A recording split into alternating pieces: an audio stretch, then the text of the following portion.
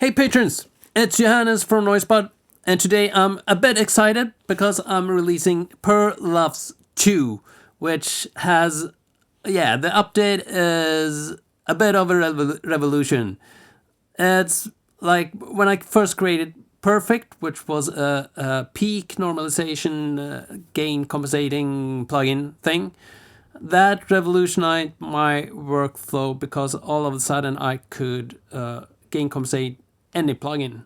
And before that, I always gain compensate the whole project, but I didn't have a tool that was good enough for compensating for level changes in just one plugin. Then I created Purr LUFS, which did the same thing. It was a bit of a step back because it's not as fast, but I got used to that. But Purr LUFS in the first version had one problem. It was that it's kind of slow. When you're using LUFS, the fastest reading is 400 milliseconds, a window of 400 milliseconds. That's the fastest reading if you are going to use the standard. And I wanted to do that because I really wanted the plugin to react as the streaming surface do later on. So it shouldn't fool you that something is louder or feels louder than it actually does. So I thought that was important, but that made the plugin move around a little bit all the time, and that was fine for EQ changes, that was fine for distortion work, but it wasn't fine for dynamics, or at least I felt it wasn't that. So I made that little knob where you could slow it down, so you could set it to up to 3 seconds, so slow the algorithm down, and pretty much going from the momentary to the short term value, and that kind of worked, but it still moved, sometimes at least it moved a little bit too much. Plus it made the plugin so slow. It made it so if you made a bigger, if you put a gain plugin and boosted by 3 decibels, it would take 3 seconds before it had compensated for that, and that was an issue I felt. So I have fixed that in Purr LUFS 2. And we're going to have a look at it right now, but we're going to start with a completely empty project because I want to show you another thing that I did with this plugin or with this release. I created, this is for Reaper users, if you're using Reaper, I created a script that makes it super fast to load Purr LUFS and set up all the routing and everything for you. You just have to select the track you want it on, run the script, and decide what you want to do with the script. There are a couple of settings. We're going to have a look at it later on. First, we're going to load a hopeless plugin. Again, let's use this black box analog design. This plugin, I like this plugin, at least for mixing. To give a little color to stuff and warm things up a little bit. I think it's pretty fast to work with, at least when it's level compensated. Because if it's not, it just changed the level by, too much to be usable. Because they have set it up as if it were hardware, which is not. This is a plugin. You won't get fooled by a nice interface and stuff like that. It's a plugin. Not that I mean that plugins necessarily sound bad or less good as hardware, but when you try to make something and work as hardware when it's not, and you just have a mouse to interact with it, compare someone working with this with a mouse with someone working with the hardware, and you can see why hardware is so much more intuitive and fun and fast to work with, because you have several hands. You're switching knobs all over the place like in no time, while in a plugin you have to move the mouse to every position. I have a touchscreen, so I can do things. I can jump quickly between, like I do right now, between different controls. And that's fine, but I still think they should have gain compensation in all plugins. That would make it so much easier to work and faster. That would make it feel more like you're working with hardware than it is when you try to mimic the hardware as the hardware is in the real world. Because it's not, because you have two hands. Okay, enough with the rant. Let's just play around with this a little bit. We're going to distort things to hell, and then we're going to use Purr LUFS to do the same thing. Here we go. Leave your values with a retard. Cause if you bring him to my backyard, I'm gonna hit you hard. I'm gonna hit you hard. As you can hear, the level jumps up and down. Whatever you do with this plugin, it's impossible to keep the level at a decent balanced level. It will just jump around whatever you do. All right. Now we're gonna load Purr LUFS. So you used to press add, and then you have to set it. If you used Reaper, you used the router plugin first. If you use other DAWs, then you had to do a lot of routing. In Reaper, this is how you do it these days. I put the script that I was talking about up here on the button. It's called Purr Configurator, and it's attached in the email and on the post on Patreon. You click that and you get this thing. First, we're going into the setup menu, and we're going to set up things. In this menu, you choose which I have a lot of different Purr LUFS versions and stuff installed. So I will use, so you just decide which versions you want to use. I want to use the latest Purr router and the latest Purr LUFS. Those I want to use. And we're going to get to the why you can set the routing to different channels here. I'm going to talk about that in a little bit, but not right now. And you also have a browse button at the top, because I realized that all my computers, for some reason, the VST plugin ini file that Reaper stores the information about VST plugins in was named differently on a lot of my computers, not all of them, but on the Mac, on my Silicon Mac, it was called something like Reaper VST plugin 64 arm.ini, and on my Windows 10 it was something else, and on my Windows 11 machine it was something else, and I haven't tried the Windows 7 machine that I also have still for testing, but so I made it so you can set your plugins ini file with this. So you click that and you find your, I usually search for VST up here,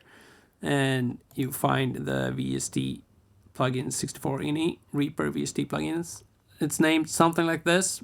You click open, and then all the plugins that are, all the Purr plugins will be shown in the list here. All right. So we're choosing channel 3 and 4 and save settings, and we're going to talk about the channels later on. All right. So there are a little short description of what every function does here. We want to load the plugins, so we're going to hit commit. Okay. Why?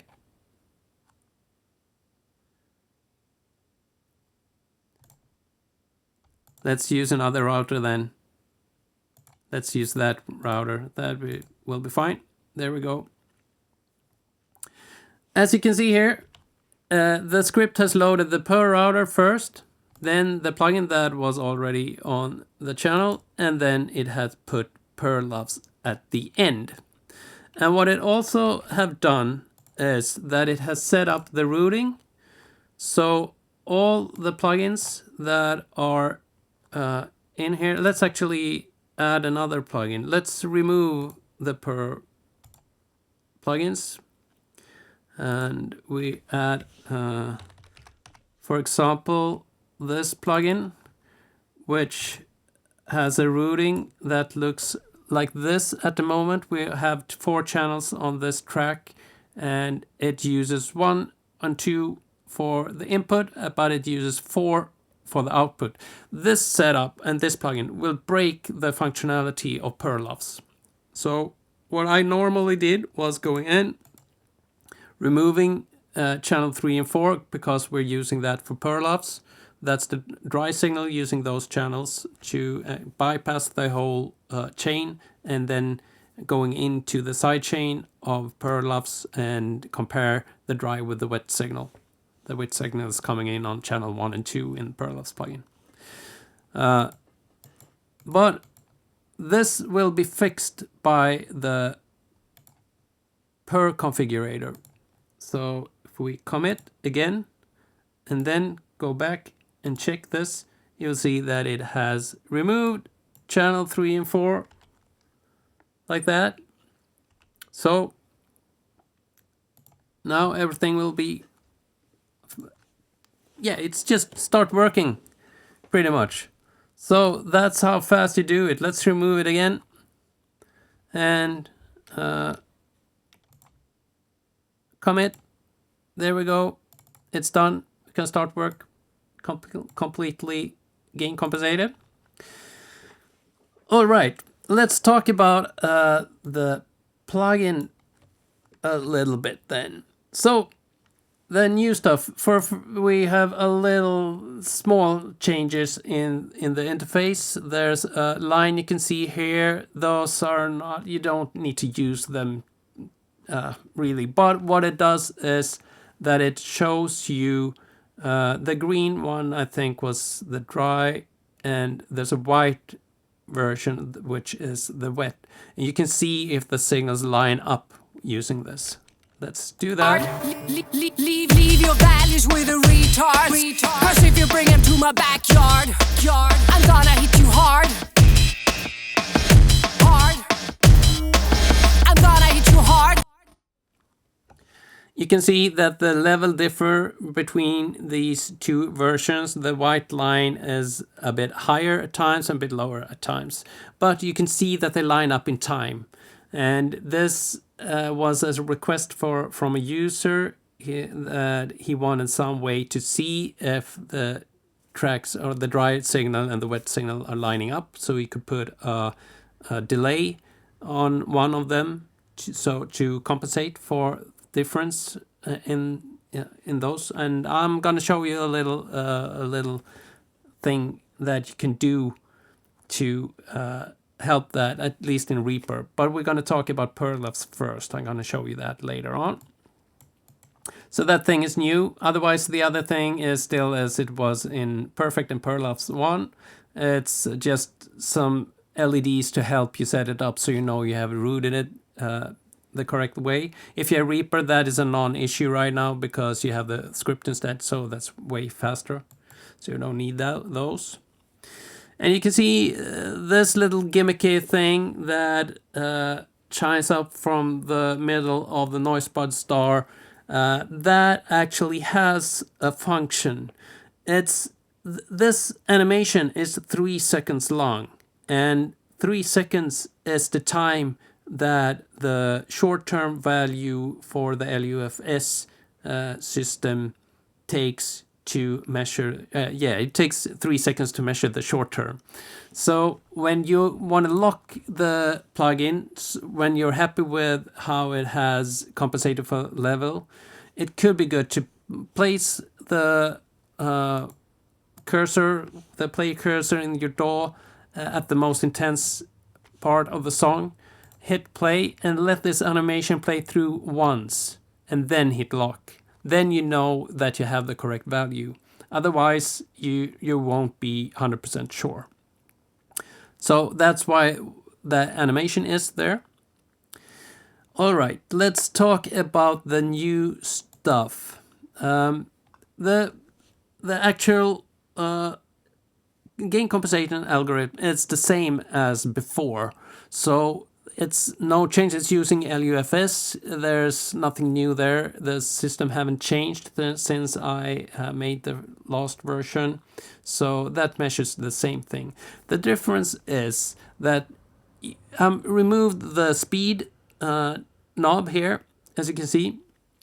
And I have a speed control here, this is another, it's not the same as speed was in the former version. Because this, yeah, let's see how I should explain this. Well, the thing is, let's start with accept instead. This is the semi-lock feature. This number tells the plugin how much you allow the fluctuation between the gain difference between the dry and the wet signal to be it's like a threshold. If the level stays within 1 decibels of gain change, then it will semi-lock the plugin. And the semi-lock is the speed control. So if you set this to 3 seconds, that means that if the gain change between the dry and the wet is less than 1 decibel, then it will slow down the gain compensation to 3 seconds. You can set this to 100 seconds or 200 seconds or thousands. No, I don't know if you can set it to 1,000. Let's see. Well, you could. Okay. You can set it to 1,000 seconds. That's pretty much hard locking it. And if you do that, then the plugin will be completely locked if the gain difference between the dry and the wet, after the compensation, that is, as well. So if you put a gain control on this, let's do that actually.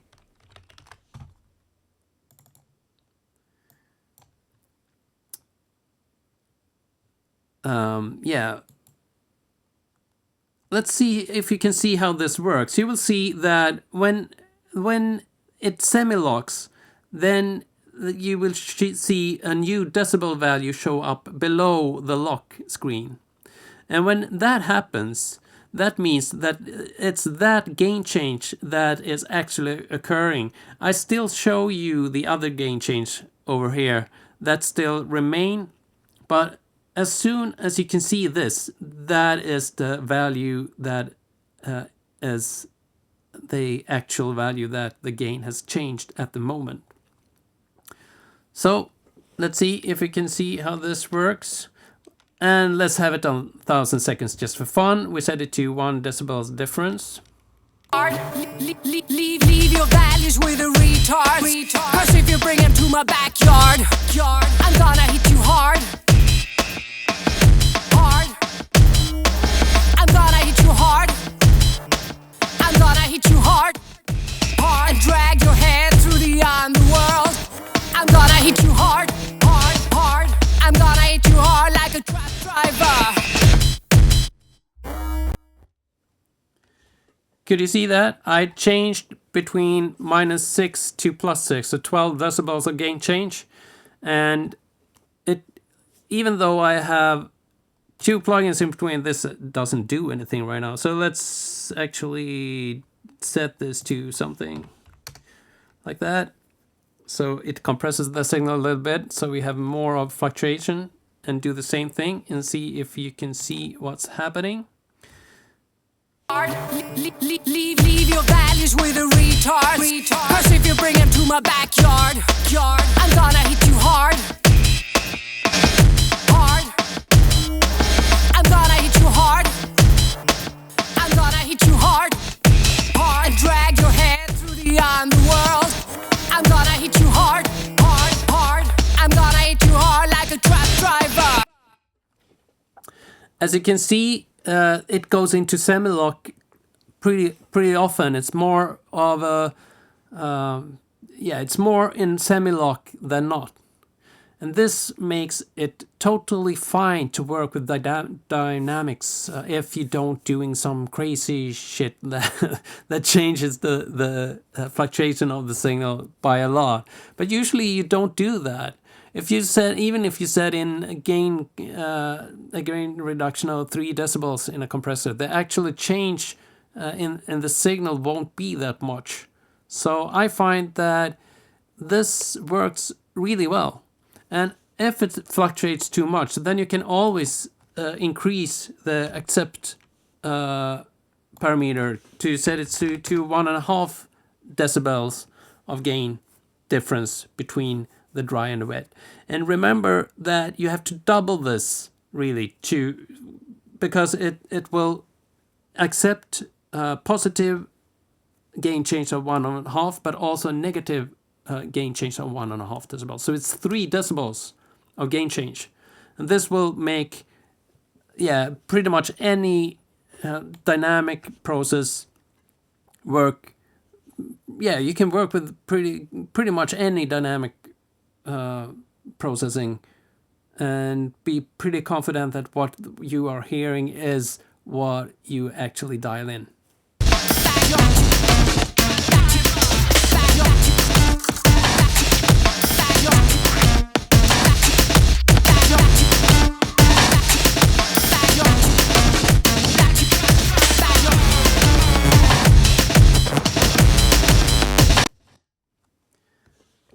Completely horrible settings there, mushing the signal to oblivion. But as you can see, it goes into semi-lock and it's fine. You can work with it.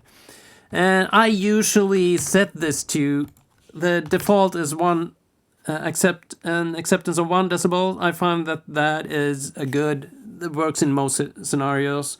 And the speed, I can change that if I'm doing some compressor work where I really want to hear what I'm doing. Then I could increase this so that I slow down the semi-lock even more than 3 seconds. But normally, for most situations, 3 seconds is fine. So, to explain the speed control again, it's when it goes into semi-lock, it slows down the gain change that is allowed to 3 seconds instead of the 400 milliseconds that the momentary value has. All right. So that's Purr LUFS 2. And now I'm going to talk about the other stuff that I talked about. First, we're going to... I need to install a plugin for that. Okay, I'm going to pause and I'll be back in a millisecond. All right, we're recording again. What I'm going to show is for people who use plugins that add a little bit of latency and the DAW doesn't compensate for that. So pretty much plugins by people who don't know what they're doing. But they do kind of do into it. There's a lot of really great plugins that don't compensate correctly.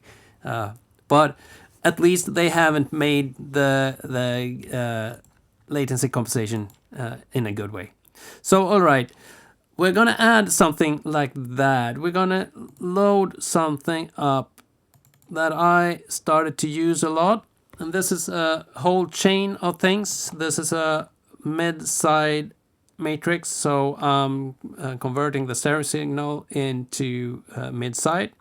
Then I have a gain plugin, and that is connected to another gain plugin, but in reverse. So if I boost at this plugin, then it will attenuate in the other end. And then we have Neural Amp Modeler, which is a free plugin, and I have a NAM file. So this is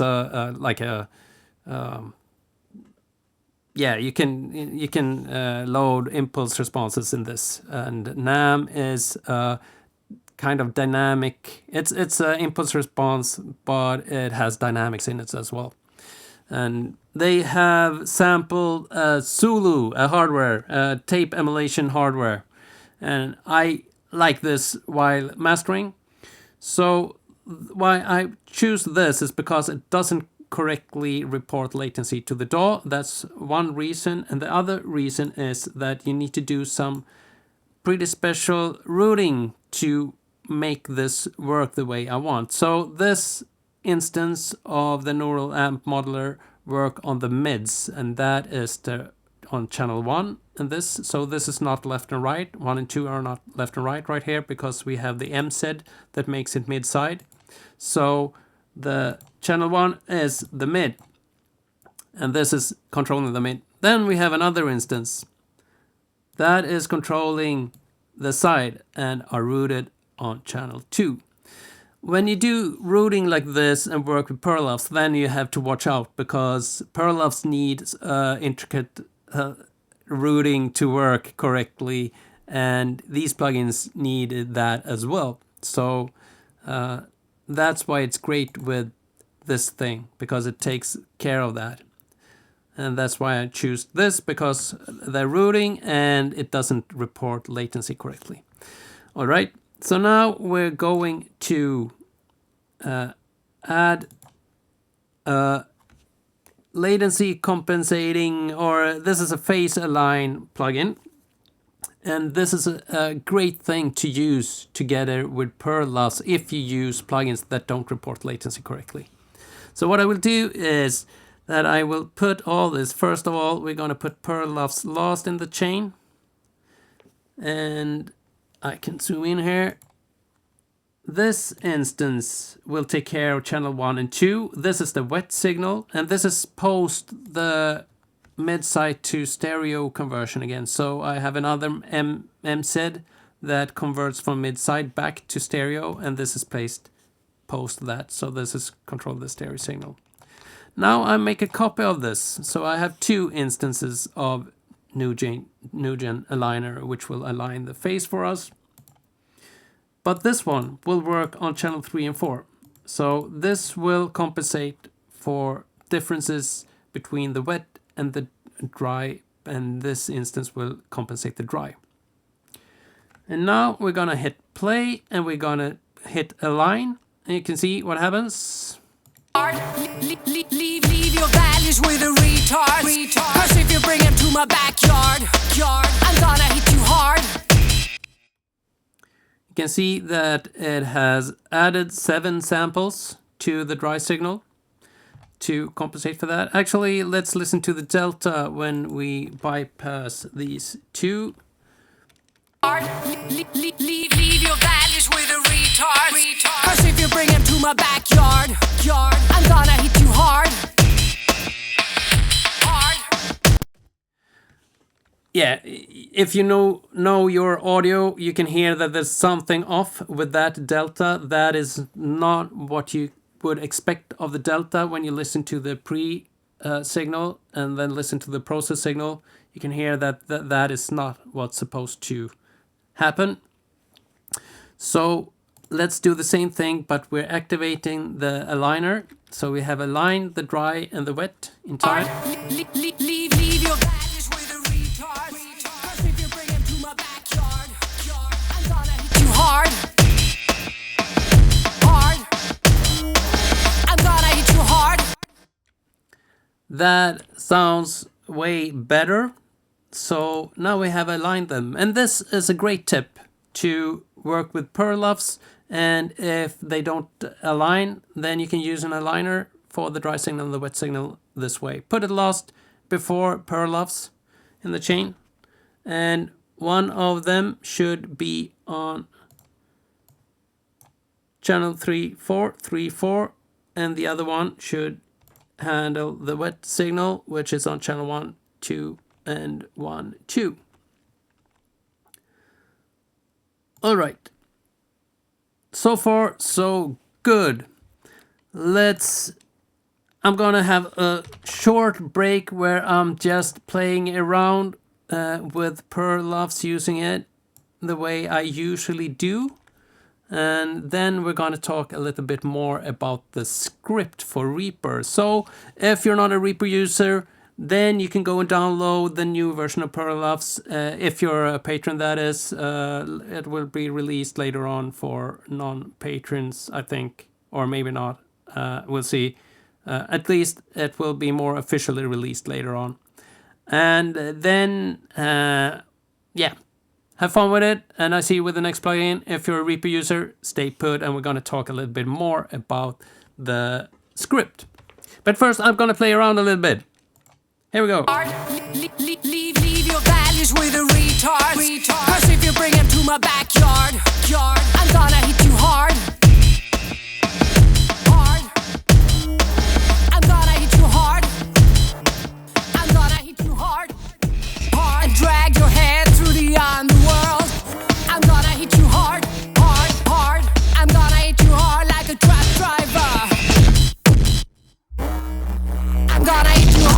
truck driver.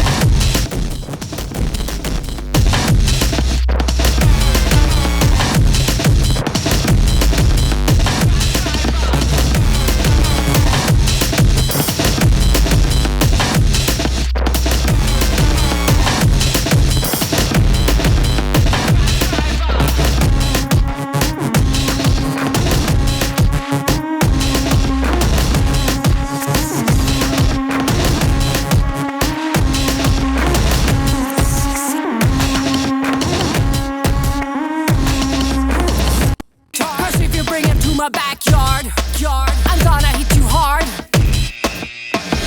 hard. I'm gonna hit you hard. I'm gonna hit you hard, hard. And drag your head through the underworld. I'm gonna hit you hard, hard, hard. I'm gonna hit you hard like a truck driver, hard. I'm gonna hit you hard. I'm gonna hit you hard, hard. And drag your head through the underworld. I'm gonna hit you hard, hard, hard. I'm gonna hit you. Yeah, it's fun to work gain compensated or loudness compensated. It's fun. You can do a lot of things. You can make things sound horrible, but in a comparable way. All right, let's talk a little bit about the configurator. So, why I added these channels? That's because I had a couple of patrons that asked me how should I do if I want to use a compressor in sidechain, for example, but I wanted gain compensated with using Purr LUFS. And that was, you could do that before this version as well, but it was way harder. And first I thought that I could implement this in the plugin itself, but that would make it less usable in other DAWs than Reaper. So I decided no, that's not the way. So that was one of the reasons that I created the script. So if we choose, normally the sidechain input will be channel 3, 4 or just channel 3 in most DAWs, but in Reaper in special, since it handles channels a bit differently than other DAWs. So we need to free that up. So by using channel 5, 6 or 7, 8 instead for Purr LUFS, then we'll open up channel 3 and 4, and by that we can use sidechain with ease. So let's go for channel 5, 6, and I hit save.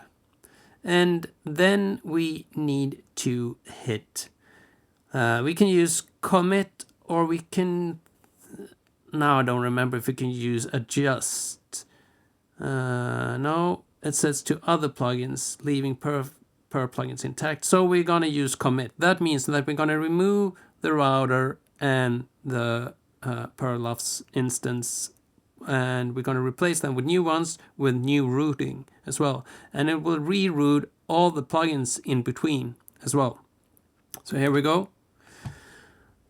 That is pretty quick. So now it's done. We changed the Purr LUFS. And if we look at the routing here in Purr LUFS, you can see that it has routed channel 5 and 6 to input 3 and 4 into Purr LUFS. So it has fixed that. Let's do it the other way again, just so you can see the difference between them. Here we go. This is the normal setup that we usually see. So it's these two that have moved down here. And the same thing goes for the router. This is the normal routing for the router. And if we run the script, Set it to channel 3, 5, oh sorry, now I can't see. Set the channel to 5, 6, commit, and we check the router. You can see that input or output 3 and 4 from the plugin outputs to channel 5 and 6 in Reaper. That's why I added these things. Oh, sorry, I zoomed out again. That's why I added this routing. And I don't know why I added 2 more channels like 7 and 8. I don't know. We don't really need those. But if you want, you can use 7 and 8. Probably you just need 5 and 6. So that's just to make it possible to use sidechain in a compressor, for example, but still use Purr LUFS. All right. Then we have this situation. Let's say that I add a channel or a plugin that will break the functionality of Purr LUFS, but I have already used the script to load Purr LUFS. So now we loaded this thing. And right now it's actually correct setup, and that wasn't supposed to happen. I guess I have saved it as let's take something else actually. See if we have something with 8 channels.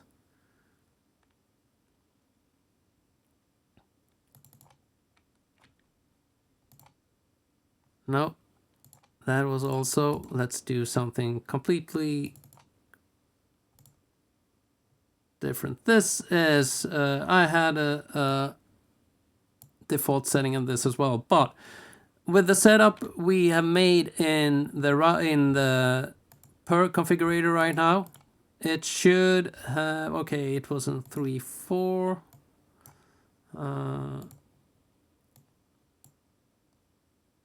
No, this was also a bad example. Let's do it like this instead. Let's set the track channels to 8, and let's say that this is the default setting for this compressor. So if now all 8 inputs and 8 outputs are active, and if I put that in the chain somewhere here, let's remove all this actually. Oh no, let's there was another thing. Yeah, okay. Let's keep them there, okay. But if I load this thing and it has it looks like this, then you can use adjust. Just hit adjust and it will leave the Purr plugins alone. The routing will be kept as they are in those plugins, and also on channel 1 and 2 for all plugins. So if you have something special like this set up, like the neural modeler, it will keep that, so that will still be correctly routed. But this plugin will have the channels that are used by the Purr plugins will be rerouted. So if let's set it to 7 and 8, for example, and commit, loading new. So Purr plugins using channel 7 and 8, and now we run it with this plugin active here. So let's load another thing actually.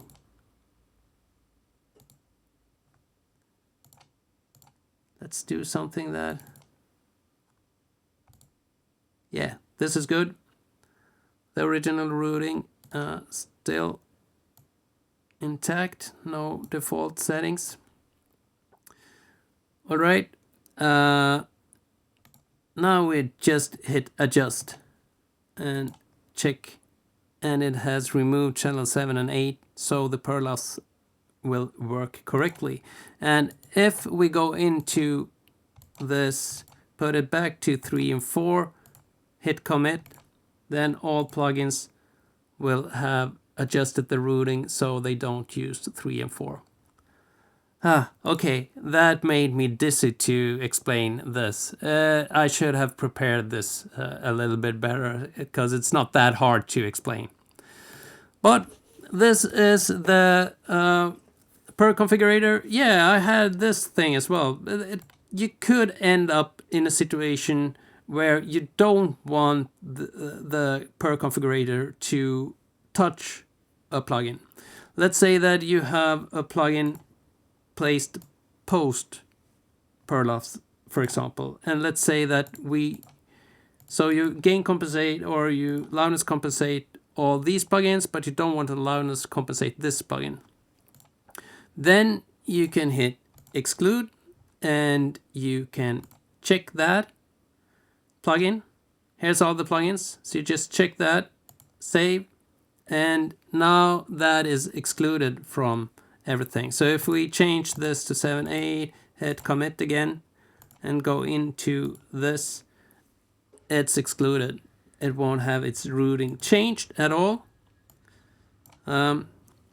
So that's exclude and remove. Then I will just, as it says here, remove your Purr plugins and restore routing. I think that's all the settings, and we'll just close this. So that's it. So we went through the setup, routing, and exclude, remove, adjust, and commit. Yeah, I talked about all these things. As you can see, if you use Reaper, then it's so simple right now. You just add a bunch of plugins. Let's take these. See if the Reaper can handle this. Yep. And set up your settings, commit, and this chain will be ready rooted for level loudness compensation. That's the Purr configurator, and it's attached in the post as well. All right, now I need a coffee. I've been talking too much. See you with the next plugin. Enjoy Purr LUFS 2. I do, really. And get used to the controls with the accept and the speed controls. And yeah, get acquainted with those so you can use this plugin the way I do, which is amazing and changed my way how I work. Again, that Purr thing is amazing. So, bye bye.